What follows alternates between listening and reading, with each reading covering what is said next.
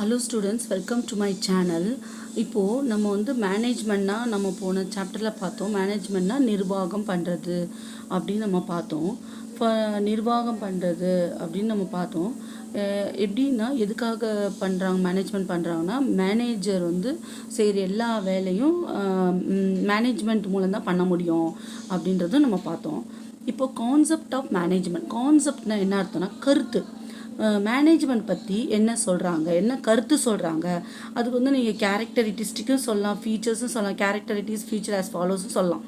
கருத்து என்ன கருத்து அவங்க சொல்கிறாங்க, அவங்க மேனேஜ்மெண்ட் பற்றி என்ன சொல்ல வராங்க, மேனேஜ்மெண்ட் பற்றி என்ன சொல்கிறாங்கன்றதான் நம்ம பார்க்க போகிறோம் இந்த சாப்டரில்.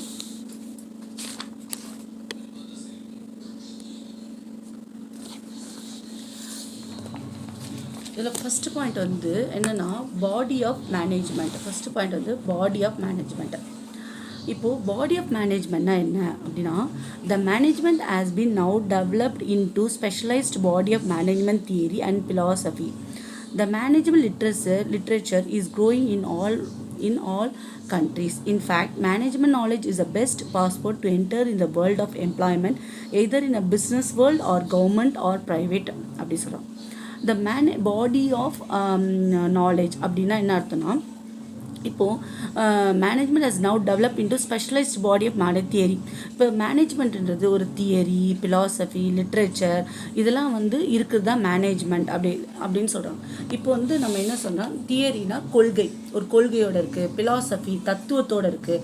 லிட்ரேச்சர் இலக்கியத்தோடு இருக்குது. அதுதான் ஃபஸ்ட்டு பாடி ஆஃப் நாலேஜ். ஒரு தியரினா என்ன, கொள்கை கோட்பாடோடு இருக்குது. philosophy தத்துவம், லிட்ரேச்சர் இலக்கியம் இதெல்லாம் நீ உங்களுக்கு கற்றுக்கிட்டு இருந்தனா, நீ இதெல்லாம் நீ you can easily enter the world of employment, either in a business world or government or private. நீ இதெல்லாம் நாலேஜ் மேனேஜ்மெண்ட்டை பற்றி நீ தெரிஞ்சுக்கிட்டு இருந்தனா, நீ உன்னால் நல்லா ஷைன் ஆக முடியும். இந்த உலகத்தில் எங்கே வேணால் நீ வேலை செய்ய முடியும் அப்படின்றது தான் சொல்கிறாங்க. சரிங்களா? இந்த தியரி இதுக்கு ஒரு தனி தியரி இருக்குது, கோட்பாடு இருக்குது, philosophy இருக்குது, லிட்ரேச்சர் இருக்குது.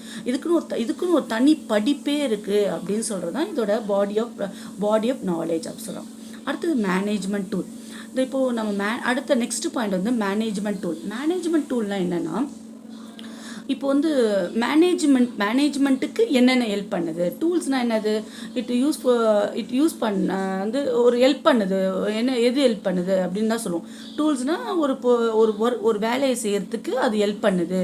அப்போ மேனேஜ்மெண்ட்டுக்கு என்ன டூல் யூஸ் ஆகுதுன்னா, the tool of management have been developed such as accounting, business law, psychology, statistics, econometric, data process, etc. These branches of management professional have enhanced the practical utility of the science of management. The tool of management என்ன அர்த்தம் அப்படின்னா, first எது டூல்னா என்னது, மேனேஜ்மெண்ட்டுக்கு எது use ஆகுது அப்படின்னு பார்த்தா, நமக்கு முதல்ல அக்கௌண்டிங் யூஸ் ஆகுது அப்படின்னு சொல்கிறாங்க.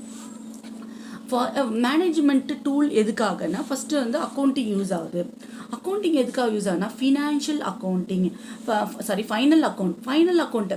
இப்போ நம்ம ஃபைனல் அக்கௌண்ட் எதுக்காக நம்ம கண்டுபிடிக்கிறோம், financial position of the company, financial position of the business. இப்போ அக்கௌண்ட்ஸ்னாலே எதுக்காக நம்ம யூஸ் பண்ணுறோம், ஒரு ஃபினான்ஷியல் பொசிஷன், அந்த கம்பெனிக்கு பிஸ்னஸில் ப்ராஃபிட்டா லாஸா, லாபம் அடைஞ்சிருக்கா நஷ்டம் அடைஞ்சிருக்கா, பேலன்ஸ் ஷீட் அசெட் எவ்வளோ இருக்குது, லைபிலிட்டி எவ்வளோ இருக்குது அப்படின்னு பார்க்க தான் அப்போது அந்த அக்கௌண்ட்டிங்கை நம்ம போடுறோம். அப்போ financial position, we are finding out the financial position of the company, whether it's a profit or loss. We will analysing the statement, liability and asset. ஓகேவா? இப்போ அக்கௌண்டிங் யூஸ் ஆகுது எதுக்கு, for what purpose accounting will be useful means financial position. The next tool for management, business law. What is a business law? Certain rules is there in whether it's a sole trader, proprietor, company law or partnership, any other business. They have certain rules to be followed in that business. இப்போ ஒரு ரூல்ஸ்ன்னு ஒன்று இருக்குது. ஒரு பிஸ்னஸ்லானா அதுக்கு ஒரு rules இருக்குது. அதை rules கடைப்பிடிக்கணும். அதுதான் அப்போ மேனேஜ்மெண்ட்டில் அந்த ரூல்ஸ் டூல்ஸ்க்கு பிஸ்னஸ் லா மேனேஜ்மெண்ட் தெரிஞ்சிருந்தால் தான் அந்த ரூல்ஸ்லாம் நம்ம ஃபாலோ பண்ண முடியும். அப்புறம் தென் வாட் இஸ் அ சைக்காலஜி. எதுக்காக அந்த சைக்காலஜி வருதுன்னா, இட்ஸ் அ மோட்டிவேஷன். இப்போ சைக்காலஜி எதுக்காக ஒரு மோட்டிவேஷன், எதுக்காக மோட்டிவேட் பண்ணுறாங்க? இப்போ வாட் பர்பஸ் ஆஃப் மோட்டிவேஷன்? இப்போ ஒர்க்கை ஒருத்தவங்களை வந்து ஒரு உற்சாகப்படுத்துறது, வேலையை வந்து ஒரு உற்சாகப்படுத்துறது. நீ நல்லா செய்கிற, நீ இதுவுமே நல்லா செய்வேன், இப்படி பண்ணால் நல்லா பண்ணுவேன். அப்போ சைக்காலஜியாக அவனை வந்து டிப்ரெஷன் பண்ணாமல் அவனை ஒரு மோட்டிவேட் பண்ணி அவனோட ஒர்க்கை வந்து இன்னும் கொஞ்சம் அதிகப்படுத்துறது தான் மோட்டிவேஷன். சைக்காலஜி இதுக்கு யூஸ் ஆகுது. அப்போ this another tools in the management. Okay, then statistic. What is a statistic? Data, econometric. It's a study of economic and financial data. The data processing, it's also data collection of all the fact. Data னால என்ன? collection of facts. உண்மையை collect பண்ணுறது தான் fact. இப்போ இது எல்லாமே what is the purpose of all these toolsனா for decision making. ஒரு முடிவை எடுப்பதற்காக, ஒரு டிசிஷன் எடுக்கிறதுக்காக இந்த மேனேஜ்மெண்ட் டூல் வந்து யூஸ் பண்ணுறாங்க. எதுக்காக? அக்கௌண்ட்ஸ் எதுக்காக? ப்ராஃபிட் அண்ட் லாஸாக இருக்கா பார்க்கறதுக்கு, டிசிஷன் எடுக்கிறதுக்கு. அதுக்கப்புறம் பிஸ்னஸில் எதுக்காக பார்க்குறோம்? ரூல்ஸ் அண்ட் ரெகுலேஷன்ஸ்லாம் என்னென்ன இருக்குது, எத்தனை பார்ட்னர்ஸ் இல்லை சேரலாம், எவ்வளோ பார்ட்னர்ஸ் ஷேர் கொடுக்கலாம். அதுக்கப்புறம் சைக்காலஜி எதுக்கு? மோட்டிவேட் பண்ணுறது. எப்படி மோட்டிவேட் பண்ணலாம்? அவங்களுக்கு சேலரி இன்க்ரிமெண்ட் பண்ணி மோட்டிவேட் பண்ணலாமா, இல்லைனா வந்து ஒரு ஏதாவது அலவன்ஸ் கொடுத்து மோட்டிவேட் பண்ணலாமா, அப்படிலாம் வந்து பண்ணுறதா. ஸ்டாட்டிஸ்டிக்கல், எக்கனாமெட்ரிஸ்டிக், டேட்டா ப்ராசஸிங் எல்லாமே வந்து டேட்டா ப்ராசஸிங், டேட்டா கலெக்ட் பண்ணுறது தான் இது எல்லாமே. ஓகேவா? தென் what is a separate discipline? What is first one is body of knowledge, then next one is management tools. Okay ma'am, இப்போ separate discipline அப்படினா என்னன்னா, now you see that the management studies many university and institution of higher learning and recognized as a separate discipline. Hence 1951 many specialized school of management offering a master degree in business management and administration. The seminar, special courses, training program are become a fashionable and a popular for orientation and retaining in the management area. Export management, personal management, general management, production management, market management, financial management. The management studies many university and institution of higher learning recognize a separate discipline. இப்போ நிறைய யூனிவர்சிட்டியில் நீங்கள் பார்த்தீங்கன்னா எம்பிஏன்னு ஒரு course வரும். MBA வந்து master of business administration அப்படின்னு வரும். இப்போ மேனேஜ்மெண்ட்டு ஒரு ஸ்பெஷல் கோர்ஸ் மாதிரி நடத்துகிறாங்க. அதுக்கு ஒரு லிட்ரேச்சர் இருக்க மாதிரி, தியரி இருக்க மாதிரி, பிசாலஜி இருக்க மாதிரி எல்லாமே அதுக்குன்னு ஒரு தனிப்பட்ட ஒரு school of management offering master டிகிரியே அதுக்கு இருக்குது அப்படின்னு சொல்கிறாங்க. இது seminar, special classes, training and இது வந்து ஒரு ஃபேஷனாக ஆகிடுச்சு. ஓரியன்டேஷன் ஆஃப் ரிட்டைனிங் மேனேஜ்மெண்ட் ஏரியாவில் இது ஒரு ஃபேஷனாகவே போச்சு. இதெல்லாம் எதுக்கு? What purpose we are learning all திஸ்னா எதுக்கு? Where it will be useful means export management, personal management, general management, production management, marketing management, financial management. இந்த மேனேஜ்மெண்ட்டில் இருக்கிற இடத்துலலாம் இந்த கோர்ஸு ரொம்ப யூஸ்ஃபுல்லாக இருக்குதுன்னு சொல்கிறாங்க. ஓகேவா? அதுதான் உங்களுக்கு இதில் நான் எழுதியிருக்கேன். மாஸ்டர் ஆஃப்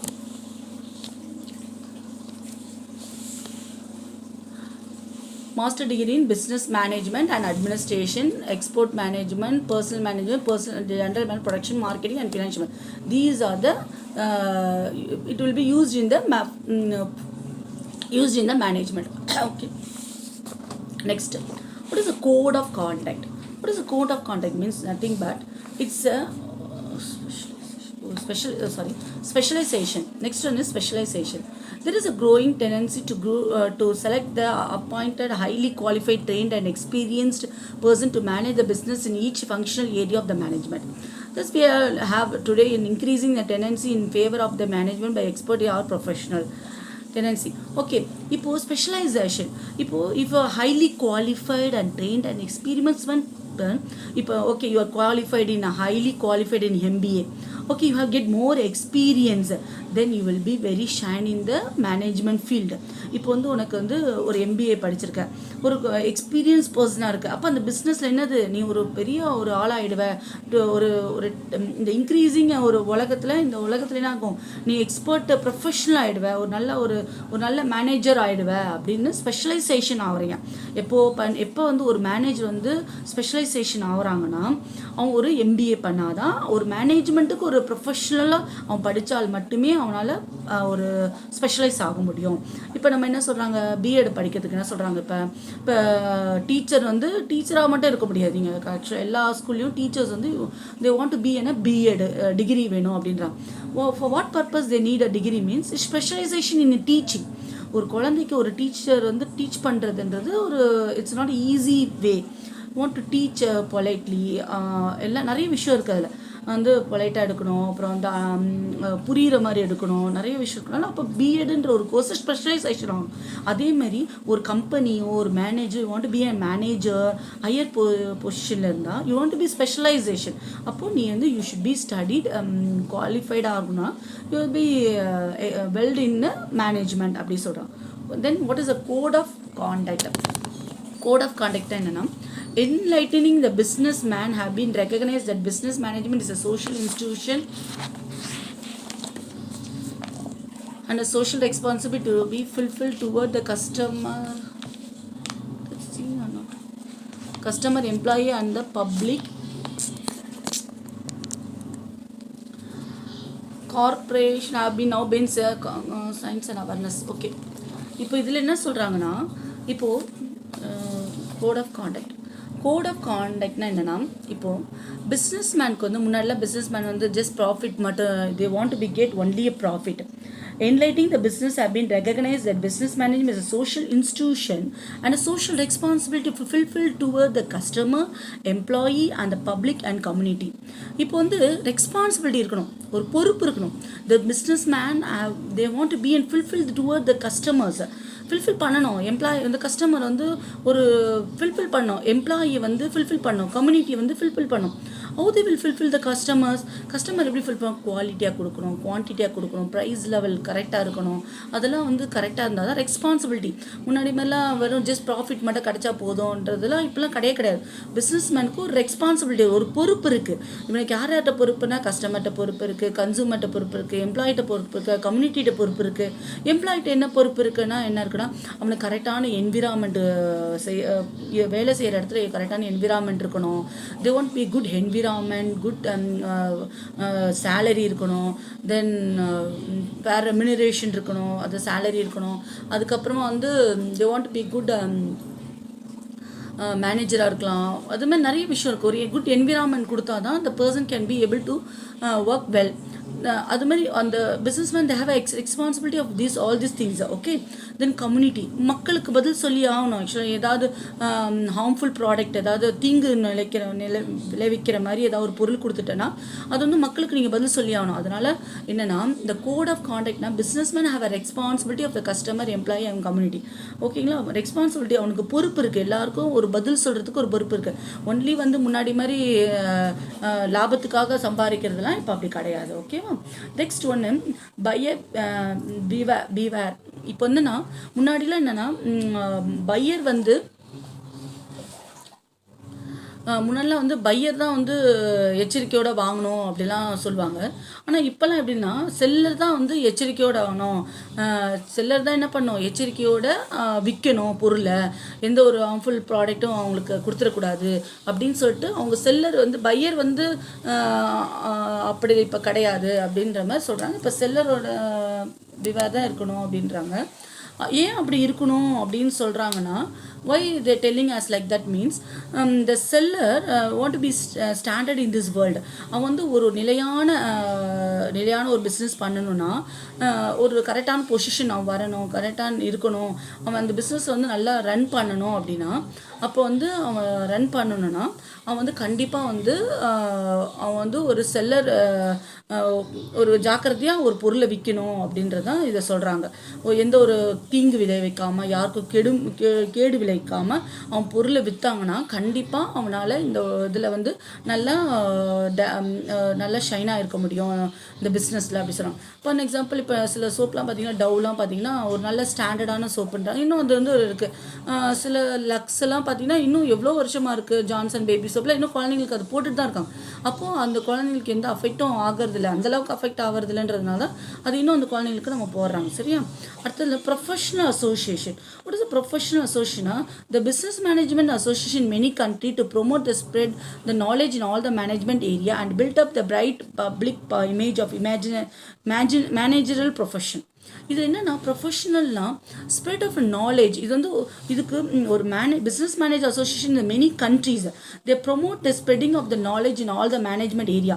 இப்போ நிறைய இடத்துல என்ன பண்ணுறாங்கன்னா மேனேஜ்மெண்ட் ஏரியாவுக்கு ஸ்ப்ரெட் பண்ணுறாங்க. இந்த ஸ்ப்ரெட்டிங் இதை பற்றி நிறைய சொல்கிறாங்க. இது நிறைய எஜுகேஷன் வந்து டெவலப் பண்ணுறாங்க.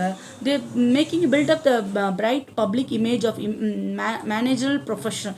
ஒரு மேனேஜர் எம்பிஏ படிக்கிறதுக்காக நல்லா வந்து ஸ்ப்ரெட் பண்ணுறாங்க. இதுமாதிரி படிங்க, உங்களோட வந்து கோர்ஸ் வந்து படிச்சினால் you will become a well in management அப்படின்னு சொல்லிட்டு ஒரு ப்ரொஃபஷனல் அசோசியேஷனே இருக்கான். அதை ஸ்ப்ரெட் பண்ணுறதுக்குனே ஒரு அசோசியேஷன் இருக்குது இந்த மேனேஜ்மெண்ட் ஸ்ப்ரெட் பண்ணுறதுக்குனே அப்படின்னு சொல்கிறாங்க.